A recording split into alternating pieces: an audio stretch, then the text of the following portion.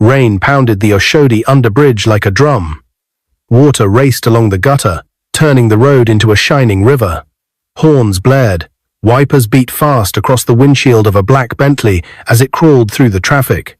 Inside the car, Maxwell George leaned forward, eyes sharp.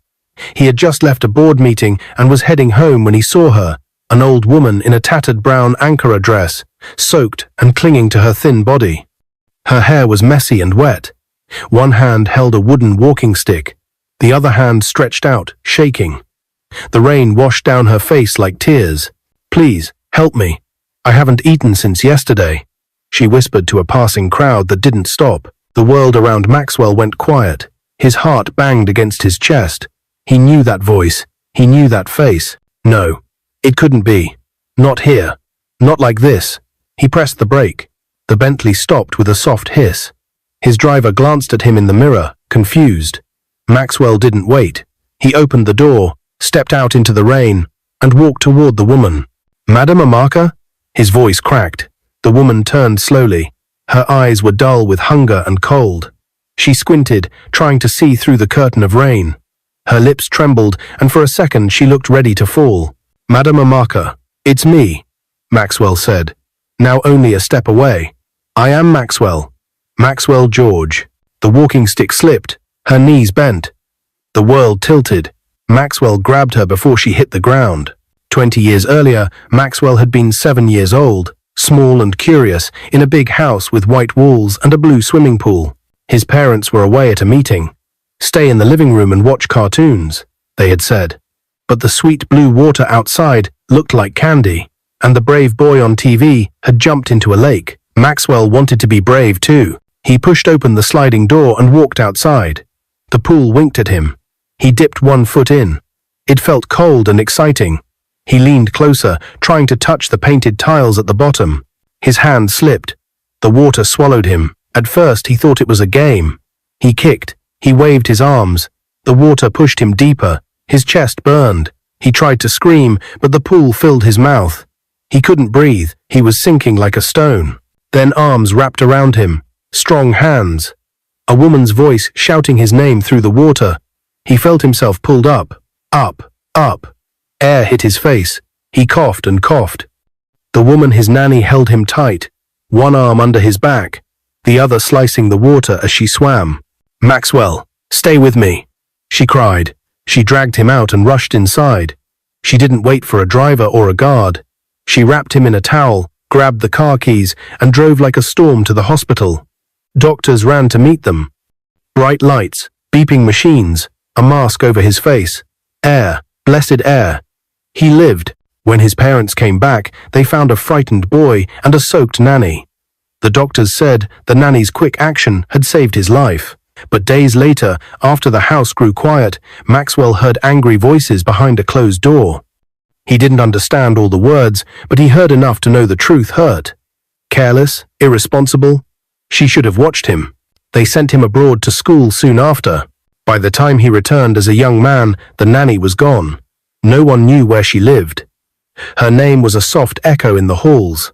Madam Amaka. He never forgot the arms that lifted him from the deep. Back under the bridge, Maxwell held her now, a fragile body shaking under the rain. "Sir, do I know you?" she asked softly. "I can't see well in this rain." He took off his suit jacket and wrapped it around her shoulders. "Yes, you know me. You saved me." She looked up again, searching his face. Rain ran down her cheeks. For a long second, nothing moved, only the water and the traffic, and the far cry of a hawker. Then her eyes softened. "Maxwell? Is this you?" Her voice broke. "You are big now." Something hot stung his eyes.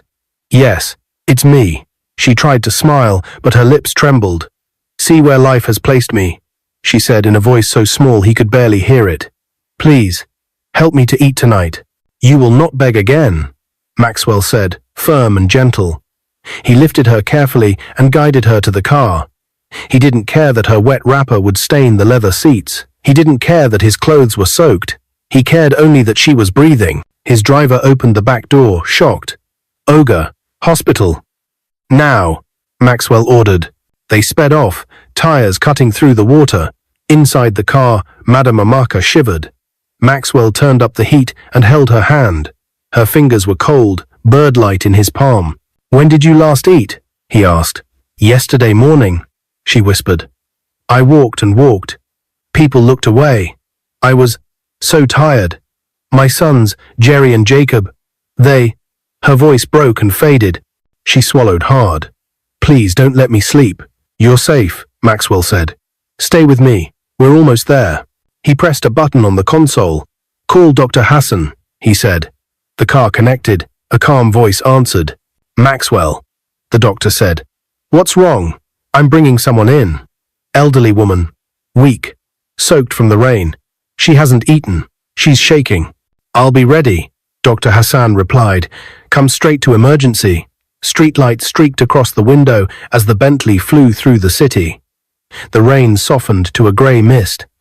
Maxwell held Madame Amaka's hand and stared at her face, older now. Lines like tiny rivers, but still the same eyes that had searched his in the pool. Still the same strength under the fear. "I lost you," he said quietly. "I looked for you when I returned. No one knew where you went." She nodded, eyes closed, lips moving as if in prayer. They reached the hospital. Nurses rushed out with a wheelchair. Maxwell slipped his arm under hers and helped her into it. "Name?" a nurse asked. "Amaka," Maxwell said. "Madame Amaka. She is family." They rolled her in. Bright lights again. The smell of clean air and medicine. Nurses took off her wet wrapper and covered her with a warm blanket. A machine clipped to her finger showed her pulse small and jumpy. Dr. Hassan walked in, pulling on gloves. "Maxwell, this is the woman who saved my life when I was a boy," Maxwell said, standing tall but shaking inside. "Do everything. Money is not a problem." "We will," Dr. Hassan said. He turned to the team. "Warm fluids. Check her sugar. Start oxygen. Let's move." A nurse pressed a cup to Madame Amaka's lips. "Sip this." Another wrapped a cuff around her arm. A third wiped rain from her face. Her eyes fluttered open. She looked for Maxwell and found him standing by the bed. She tried to smile again. "You grew into a fine man," she whispered. "I'm proud." "Rest," he said. "You're safe." For a few minutes, the room was calm. The monitor beeped in a steady rhythm. Warmth returned to her cheeks. A nurse wrote notes on a chart. Maxwell exhaled and called his wife. "Juliana, I found her. I found Madame Amaka," he said, voice full of wonder and fear. He told her everything in a rush. The rain, the bridge, the begging, the way the past had jumped out of the storm and into his arms. "Bring her home when she's well," Juliana said softly. "We will take care of her." "I will," Maxwell promised. He put the phone away and stepped closer to the bed. "Can you hear me?" he asked. "Yes," she breathed. "Thank you." Then, suddenly, her eyes rolled back. The beeping on the monitor stumbled, her chest rose, then didn't. "Doctor," a nurse shouted. "She's not breathing." The calm room shattered. Dr. Hassan moved fast. "Bag her. Check the airway. Charge the pads. Now." A nurse grabbed Maxwell's arm and pulled him toward the door. "Sir, please step outside." The doors swung closed. The last thing Maxwell saw was the woman who had once pulled him from the deep, lying still as rainwater fell from the lock of grey hair on her forehead, while the doctors fought to pull her back again. Maxwell stood outside the emergency room, his palms pressed tightly against the glass doors. The sight inside made his heart twist. The same woman who had once carried his little body from the swimming pool was now lying helpless, surrounded by doctors and nurses fighting for her life. "Clear," Dr. Hassan shouted. The defibrillator paddles pressed against her chest. Her body jerked. The monitor flatlined again. Maxwell's driver placed a hand on his shoulder. "Sir, let's sit down, please." But Maxwell couldn't move. His eyes burned, his breath shaky. Memories crashed into his mind. The boy drowning, the woman saving, her smile, her gentle hands. Now, 20 years later, it felt as though fate was flipping the story. The sound of the monitor suddenly changed. Beep, beep, beep. Maxwell pressed his forehead to the glass, eyes wide. "She's back." Inside, Dr. Hassan exhaled heavily and gave a nod. "Stable, for now." Nurses clapped each other's backs, relief spreading across their tired faces. Maxwell staggered back and sat heavily on a bench. His legs were trembling as though he had run a marathon. He buried his face in his palms. For the first time in years, the billionaire CEO of Maxwell felt powerless. All the money, all the wealth, couldn't stop the sharp sting of seeing Madame Amaka at death's door. Moments later, Dr. Hassan stepped out. He removed his gloves and sighed. Maxwell, she is stable now, but very weak. Malnutrition, exposure to the cold, and untreated illnesses have worn her body down. She'll need rest, good food, and careful monitoring. She might have survived the rain, but if you had found her a few hours later, we'd be having a different conversation. Is that? Maxwell stood, his jaw tight. Doctor, do everything. Whatever treatment, whatever medicine, I will pay. Spare no expense. Dr. Hassan smiled softly. I know. You always say that. But this time, Maxwell, it's not only about money. She needs love. She needs a family. Those words cut deep. By midnight, Maxwell was still sitting beside her hospital bed. The rain had stopped outside, and the city lights blinked through the window. Madame Amaka lay quietly under a white blanket. Her breathing was shallow but steady. When her eyes fluttered open, Maxwell leaned closer. You scared me, he said, trying to smile though his voice shook. She looked at him, confused. Why do you care so much? Maxwell reached for her hand. Because without you, I wouldn't be here. Do you remember the pool? I was drowning.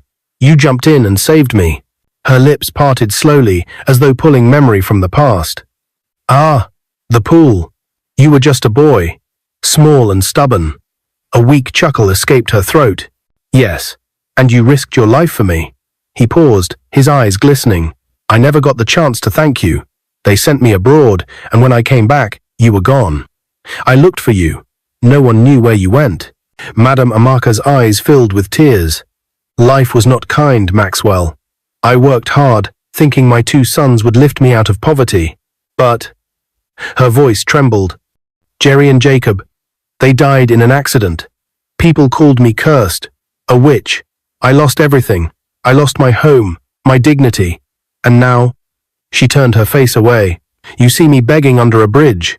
Her shoulders shook as silent tears ran down her cheeks. Maxwell's chest tightened. No, you are not cursed. You are the reason I'm alive. Do you hear me? He squeezed her hand firmly. From this day, you will not beg again. You are safe now. She closed her eyes, whispering, safe, as though testing the word, as though it had been foreign to her for years.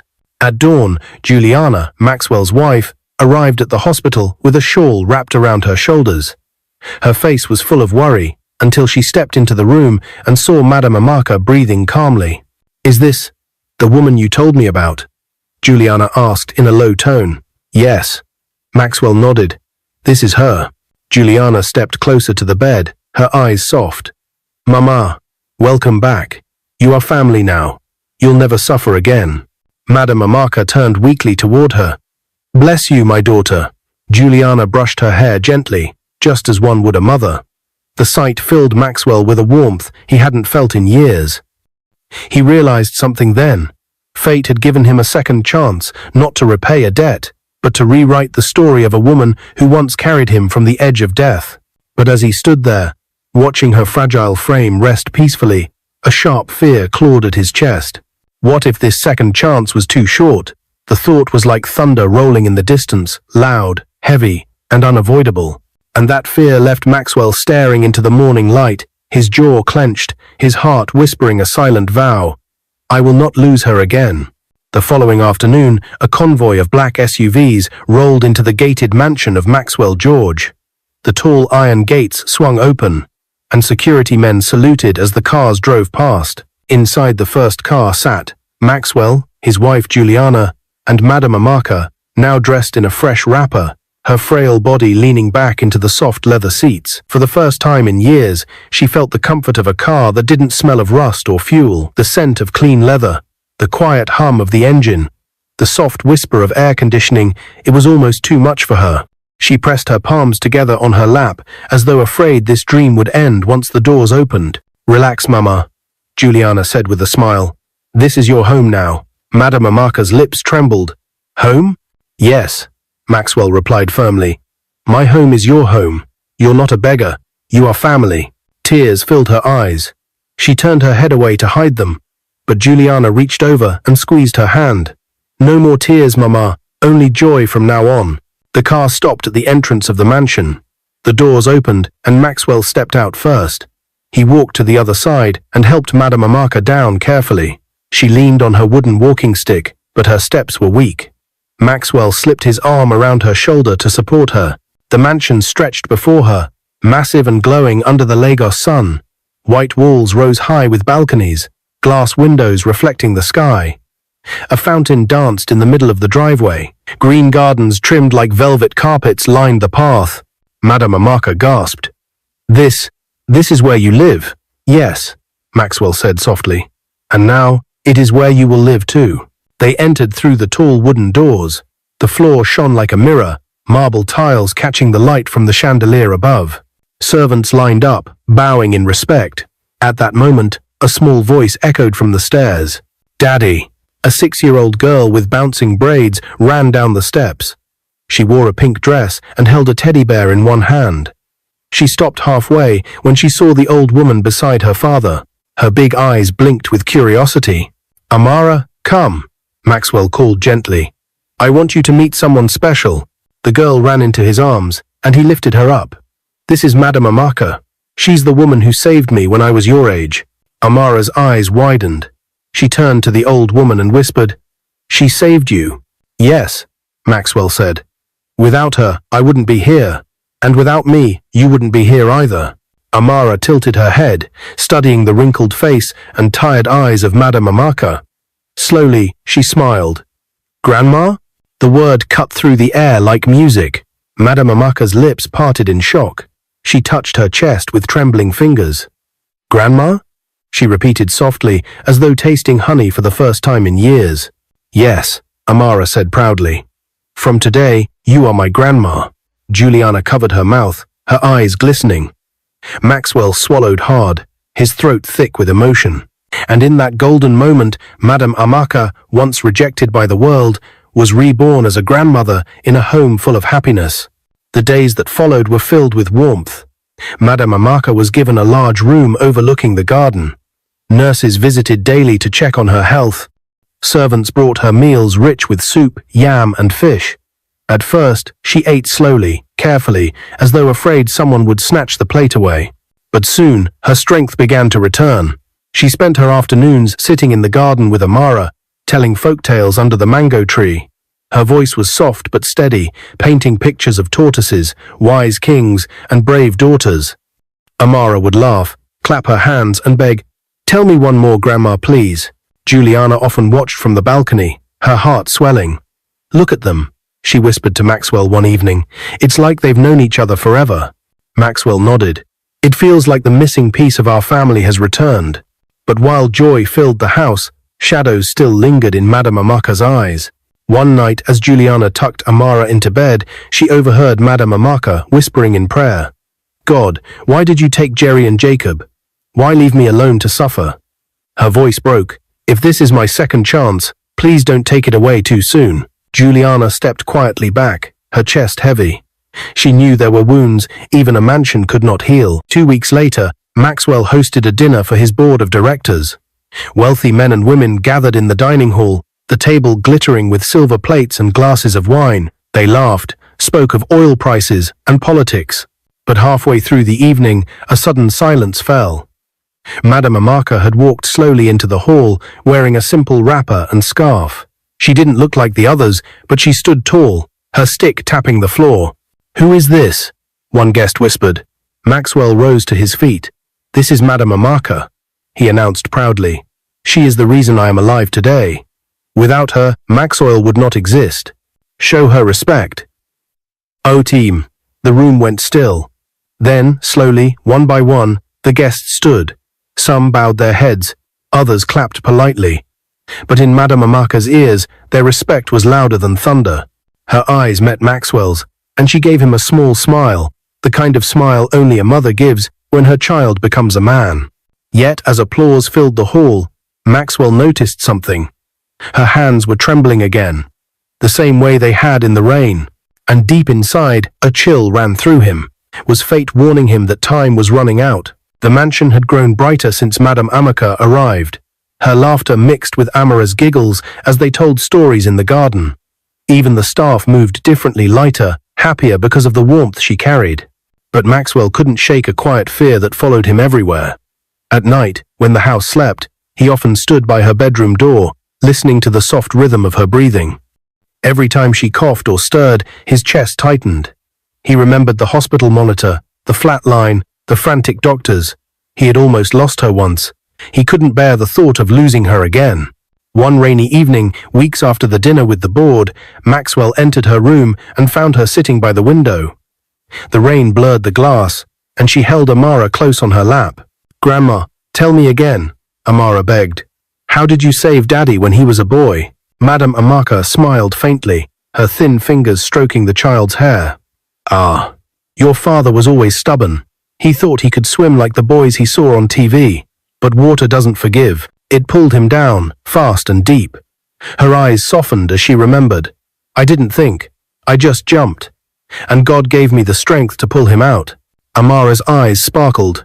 "You're a hero," Madame Amaka chuckled, shaking her head. "No, my dear. I was just doing what a mother should do." Maxwell leaned against the doorframe, watching. His throat tightened. In that small moment, he saw the bond between past and present, how one act of courage had shaped his whole life, and now his daughter's too. But then he noticed her hand trembling again as she held Amara. The fear returned. A few days later, the tremors grew worse. She dropped her cup of tea one morning, and the porcelain shattered on the marble floor. Juliana rushed to her side, alarmed. "Mama, are you all right?" Madame Amaka forced a smile. "I'm fine, my daughter. These old hands are just weak." But Juliana saw the truth. Her face paled. She called Maxwell at once. That evening, Maxwell brought Dr. Hassan to the mansion. The doctor examined her carefully, listening to her heartbeat, checking her blood pressure. His expression grew serious. "She has survived many hardships," Dr. Hassan said quietly to Maxwell and Juliana outside the room. "But her body is tired, very tired. She is 80 now, and the years of hunger and struggle have left scars we cannot erase. She is strong in spirit, but the body—" He paused. "The body is fading." Maxwell's chest felt like stone. "How long does she have?" Dr. Hassan hesitated. "Months, maybe years, if she is very lucky. But you must prepare yourselves. The episodes of weakness will come more often." "And they?" Juliana covered her mouth, her eyes brimming with tears. Maxwell clenched his fists. The thought of losing her again felt like a cruel trick of fate. "No," he said firmly. "We will fight. Do whatever it takes." Dr. Hassan placed a hand on his shoulder. "Sometimes, Maxwell, the fight is not about stopping death. It's about giving dignity and love in the days that remain." That night, Maxwell couldn't sleep. He wandered into the garden, the moonlight casting silver shadows on the grass. He thought about the boy. He had been the boy she had saved. He thought about the man he was now, the man who could give her everything. "Why now?" he whispered to the night. "Why, after all these years, when I finally found her, must I lose her again?" Behind him, a soft voice broke the silence. "Maxwell." He turned. Madame Amaka stood, wrapped in a shawl. "You should be resting," he said quickly, rushing to her side. She smiled gently. "Rest will come when it must. Tonight, I wanted to sit under the stars." He led her to a bench, and they sat together. She gazed at the sky, her face calm. "Do not cry for me, my son. Life gave me sorrow, yes, but it also gave me joy. And now, at the end, God gave me you again. That is enough." Maxwell shook his head. "No, Mama. I owe you my life. You deserve so much more than this. I won't let you go." She reached for his hand, her grip weak but steady. "You don't understand. You've already repaid me. Every smile of your daughter, every kindness of your wife, every time you call me Mama, it is worth more than all the riches in the world. It is a dust of film." His eyes blurred with tears. "But I need more time." She looked at him then, her eyes soft but firm. "Time is not ours to command. All we can do is love while we have it." Her words pierced him. The next morning, Amara woke up early and rushed into Madame Amaka's room. But when she entered, she found her grandmother lying still, her chest rising slowly, her face pale. "Mummy," Amara cried, running to Juliana's room. Grandma is sick again. Juliana and Maxwell hurried in, fear gripping them. Madame Amaka's eyes flickered open weakly. She tried to smile at Amara. "Don't cry, my baby." But her voice was faint, her breaths shallow. Maxwell carried her gently in his arms, his heart pounding. "Driver, get the car, now." As they rushed out, rain began to fall again, just like the day he found her under the bridge. Only this time, it wasn't her begging for food. It was him begging fate not to take her away. "Stay with me, Mama," he whispered desperately as the car sped through the storm. "Don't leave me again, please." But deep inside, as the thunder rolled, Maxwell feared the truth. He might not be able to stop the shadow of loss this time. The hospital corridor smelled of antiseptic and fear. Rainwater dripped from Maxwell's clothes as he paced outside the intensive care unit. His hands trembled. Juliana sat nearby, holding little Amara, who clutched her teddy bear tightly, eyes wide and confused. "Daddy," Amara whispered, her small voice breaking the silence. "Why won't Grandma wake up?" Maxwell's throat tightened. He knelt before her, brushing wet braids from her forehead. "She is very tired, my darling, but we're praying she wakes up soon." Amara looked down at her bear. "She promised me she would hold my baby one day. She can't break her promise." Juliana wrapped her arms around the child. Tears filled her own eyes. "Shh, let's keep praying." Hours passed before Dr. Hassan came out, his face solemn. "She survived the night, but her heart is very weak. Maxwell, she doesn't have much time. If there is anything left to say it now." Maxwell felt the ground shift beneath him. He nodded quickly and followed the doctor inside. Madame Amaka lay on the bed, her skin pale against the white sheets. Oxygen tubes rested under her nose, and the steady beeping of the monitor was the only sign of life. Her eyes fluttered open as Maxwell drew near. "My son," she whispered, her voice barely audible. Maxwell dropped into the chair beside her and held her frail hand. "Mama, please don't leave me." "Not again." She gave him a tired smile. "Maxwell, don't cry. You have given me more than I ever dreamed. I came into this house as a nanny, poor and broken. And now I leave as a mother, a grandmother, loved and cherished. What greater gift can a woman ask for?" Maxwell's tears slid down his cheeks. "You saved me as a boy. You gave me life. Let me save you now." She shook her head gently. "Life doesn't work that way. We are given seasons. My season is ending, but yours is still bright. Live it fully, my son. Promise me you will." He bent his head, resting his forehead against her hand. "I promise." Her lips quivered. "And promise me something else. Take care of Juliana and Amara. Teach them to be kind. Let your daughter know that love is stronger than wealth." "I promise, Mama," Maxwell said, his voice breaking. Her eyes drifted toward the doorway where Juliana stood, holding Amara's hand.